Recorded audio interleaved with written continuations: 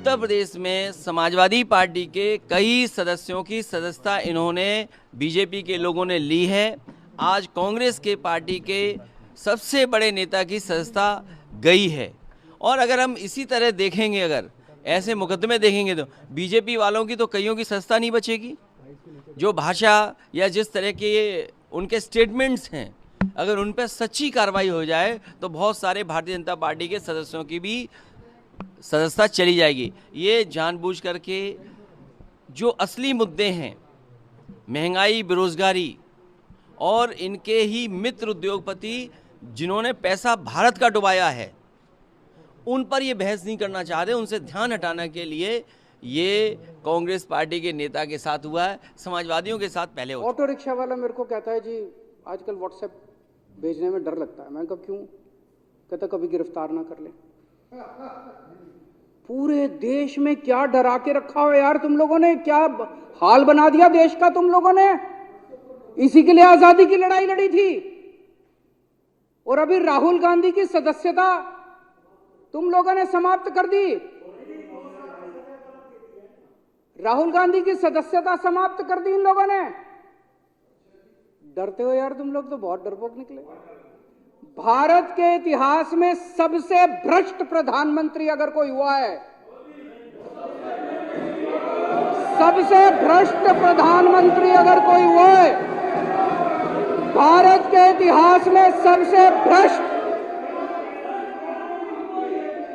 भारत के इतिहास में सबसे कम पढ़ा लिखा प्रधानमंत्री अगर हुआ है, मैं नहीं समझता आजाद भारत में कोई 12वीं पास प्रधानमंत्री हुआ है। उनसे सरकार चलती नहीं है। अहंकार उनका 7वें आसमान के ऊपर है। सवेरे से शाम तक इसको जेल भेजो, इसकी सदस्यता रद्द करो, इसको जेल भेजो, बस सवेरे से शाम तक यही चलता रहता है। बैठिए प्लीज, बैठिए। मैं आज बीजेपी के सारे लोगों को मैं अपील करना चाहता हूं, नरेंद्र मोदी जी के नेतृत्व के अंदर आज पूरे देश को तबाह करने की कोशिश की जा रही है। जो लोग देश को तबाह करना चाहते हैं बीजेपी में रहो, और जो लोग देश को बचाना चाहते हैं आज बीजेपी छोड़ दो। भारतीय जनता पार्टी को लोकतंत्र के कोई उसूलों का ना परवाह है, ना उसका सम्मान है, और वो लोग कुछ भी अपनी बात करने के लिए कुछ भी मोड़ तोड़कर कॉन्स्टिट्यूशन की धज्जियां उड़ा सकते। आज तक देश के इतिहास में नहीं हुआ है कि डेफेमेशन नोटिस पे, डेफेमेशन केस में 2 साल की सजा सुना दी जाए। तो एक तो पहले जिस तरीके से सजा सुनाई गई उस पर स्टे नहीं लाया गया, हायर कोर्ट पे अप्रोच करने का समय है, उससे पहले ही आपने डिस्क्वालिफिकेशन कर दिया। ये बहुत ही शर्मनाक है। एंड आई थिंक ये जो ये परंपरा रही है देश के प्रजातंत्र की कि जब भारतीय जनता पार्टी के पास 2 एमपीज थे तभी भी उनको पूरा सम्मान विपक्ष का मिलता था, पर आप लोग उसको आए दिन कुचल रहे हैं, लोगों की आवाज बंद करने का काम कर रहे हैं। बेहद ही शर्मनाक है और दुखद दिन है प्रजातंत्र का। The BJP are desperate to silence the voice of the opposition. We know they are desperate. We know they want to silence the voice. We know they would go to all kinds of lows, but this is the low of the low, the lowest since 1950. Terrible. The lowest in parliamentary democracy, in the history of parliamentary democracy. BJP, how low can you go? Mr. Modi and Mr. Shah.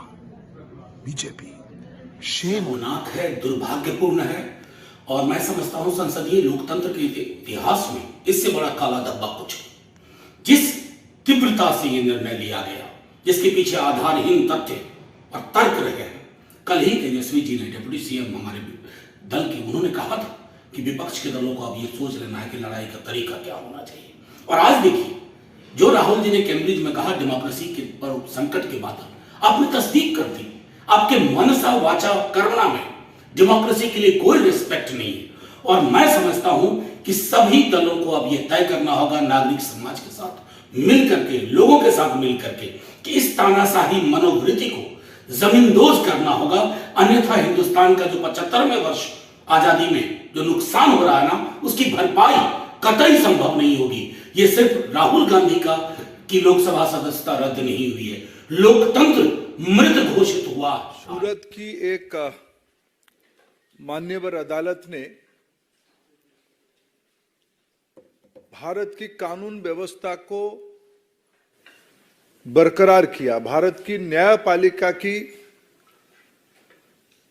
नींव को मजबूत किया। कल प्रमाणित किया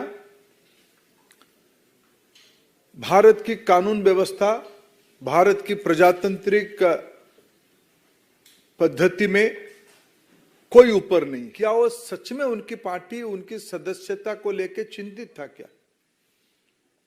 उनकी party में बहुत बड़े बड़े वकील हैं, देश की नामी दामी वकील उनकी पार्टी के वरिष्ठ सदस्य हैं।